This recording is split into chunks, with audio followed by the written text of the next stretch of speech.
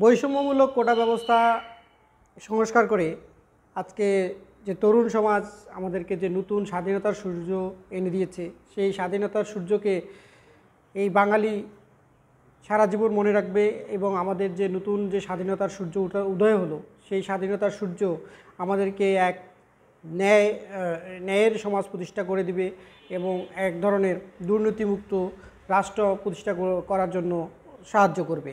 এই বিপ্লব আমাদেরকে একটা শিক্ষা দিয়ে গেল যে তরুণ সমাজের শক্তি সবার ঊর্ধ্বে। কোনো রাষ্ট্রীয় বাহিনী বা কোনো রাষ্ট্রীয় প্রোপাগান্ডা অথবা রাষ্ট্রীয় যে রাজনৈতিক যে শক্তি, অন্যায়ের শক্তি, সেই অন্যায়ের শক্তি কখনোই কোনো তরুণ সমাজের শক্তির কাছে বড় হতে পারে না। সেটারই প্রমাণ আমরা পেলাম এবং আমাদের এই বিজয় একটা বড় ধরনের মাইলফলক। আমরা এই বিজয়ের সাথে সামিল হতে পেরে, আমরা যারা এই কোটার ব্যবস্থার, এই কোটা সিস্টেমের বিরুদ্ধে ছিলাম, আমরা যারা কোটা সিস্টেমকে এক ধরনের বৈষম্যমূলক সিস্টেম হিসেবে মনে করে মৌন সমর্থন এবং সমর্থন দিয়ে গেছি, তারা কিন্তু আজকে বিজয়ী। এই বিজয়ীরা দেশকে নতুনভাবে এগিয়ে নিয়ে যাবে। আমাদের যে আমিত্ব এবং আমাদের যে এক ধরনের ফেসিবাদী এক ধরনের রাষ্ট্র ছিল, যে সেই রাষ্ট্র থেকে আমরা বেরিয়ে এসে নতুন এক রাষ্ট্র প্রতিষ্ঠা করতে পারবো এবং আমাদের অলরেডি আমরা এক ধরনের যে নতুন যে রাষ্ট্রের একটা রূপরেখা আমরা পেয়েছি। তরুণ সমাজ অলরেডি তাদের যে ডক্টর মোহাম্মদ ইউনূসকে তারা প্রধান সমন্বয়ক করে প্রধান যে অন্তর্বর্তীকালীন যে সরকার হবে তার প্রধান করার একটা সিদ্ধান্ত নিয়েছে।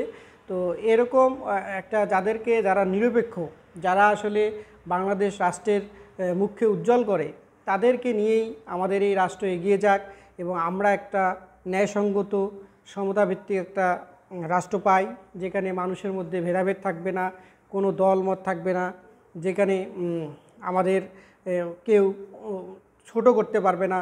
আমরা মানুষ হিসেবে সবার কাছে গুরুত্ব পাবো এবং মানুষ হিসেবে সবার মর্যাদা সমান থাকবে। এই নীতিটা যদি আমাদের সবার ক্ষেত্রে প্রতিষ্ঠিত হয়, তাহলেই আমাদের বাংলাদেশ এগিয়ে যাবে, তাহলেই আমাদের এই স্বাধীনতার মূল্যটা রক্ষা পাবে।